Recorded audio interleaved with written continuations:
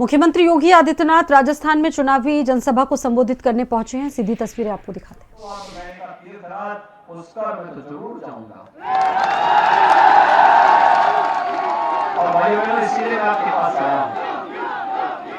तीर्थराज पुष्कर इतिहास की गलतियों को नहीं दोहराएगी यहाँ का जनता जनार्दन, और इसलिए भाइयों बहनों मैं आपके बीच आया हूं।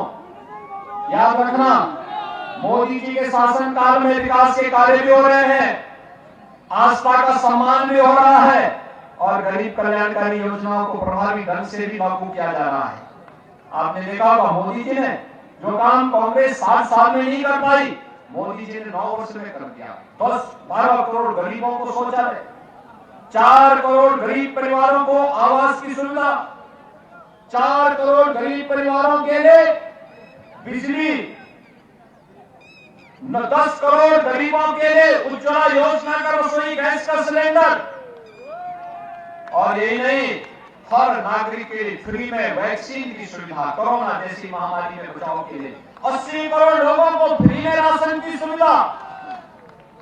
ये काम कांग्रेस कभी नहीं कर पाई। कांग्रेस के लोगों को तो अवसर जब मिलता है तो सत्ता को ऐसा नोचते हैं जैसे न जाने कब से भूखे हों।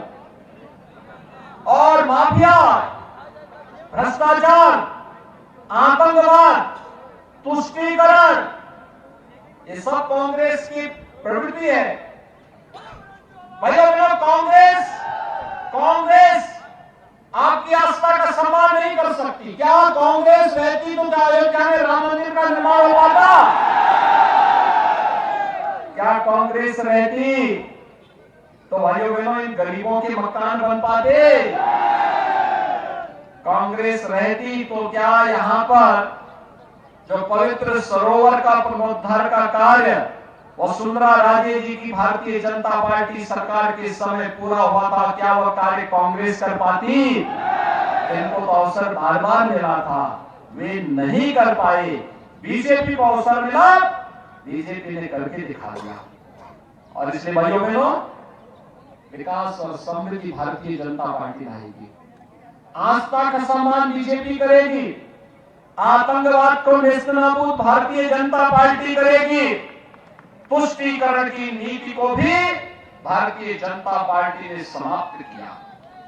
आप याद करिए, अगर बीजेपी होती तो क्या कन्हैयालाल की निर्मम हत्या होती? क्या बहन की हत्या होती? क्या आप देख रहे होंगे यहां माफिया पनप रहे हैं, यूपी में माफिया की छाती में बुलडोजर चढ़ रहे हैं, देख रहे हैं ना?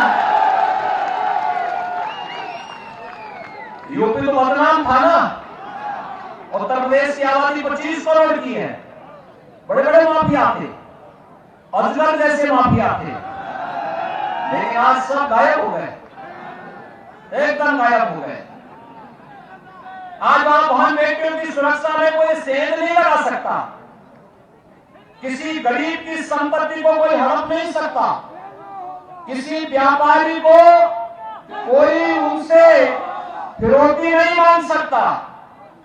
और भाइयों बहनों, राह चलते हुए किसी राहगीर पर किसी भी प्रकार का कोई संकट नहीं आ सकता। उत्तर प्रदेश में तो डबल इंजन की भाजपा की सरकार है, तो राम राज्य आ गया, राम राज्य आ गया भाइयों बहनों। और राजस्थान तो हमारी भक्ति और शक्ति की केंद्र भूमि है। मध्यकाल में देश जब गुलामी के आगोश में था, राजस्थान लड़ता रहा। और भाइयों बहनों, मैं फिर आपके पास आया हूं आपसे कहने के लिए, लोग कहते थे ना, कांग्रेस के लोगों को संदेह था कि अयोध्या में राम मंदिर नहीं बन पाएगा, इसलिए कांग्रेस ने अपने शासनकाल में जब केंद्र में सरकार थी तो क्या कहती थी? कहती थी राम और कृष्ण हुए ही नहीं। तो इससे बड़ी गाली हमें और क्या हो सकती है? हमारे आराध्य देवों के अस्तित्व पर इन्होंने प्रश्न खड़ा करके सत्य सनातन हिंदू धर्म को ही अपमानित किया है। भाइयों बहनों, मैं आज आपसे कहने के लिए आया हूं, हमने तब भी कहा था रामलला हम आएंगे, मंदिर वहीं बनाएंगे। हमारे पूज्य संतों ने तब भी आह्वान किया था, रामलला हम आएंगे, ये गुलामी का ढांचा जरूर हटाएंगे। वो भी हटाया ना।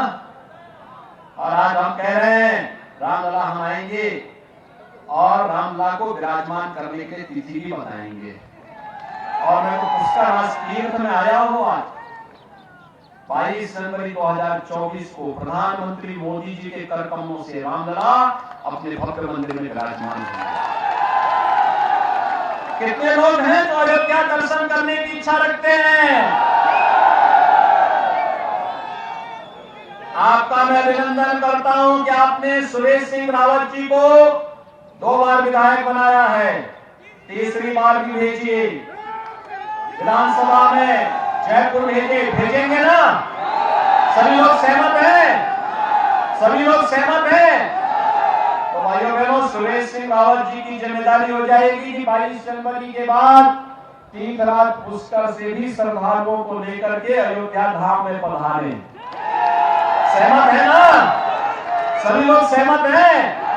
भारी बहुमत से राम राज्य लाने की तैयारी है ना? तो मैं आश्वस्त होकर के जाऊं? तो भाइयों बहनों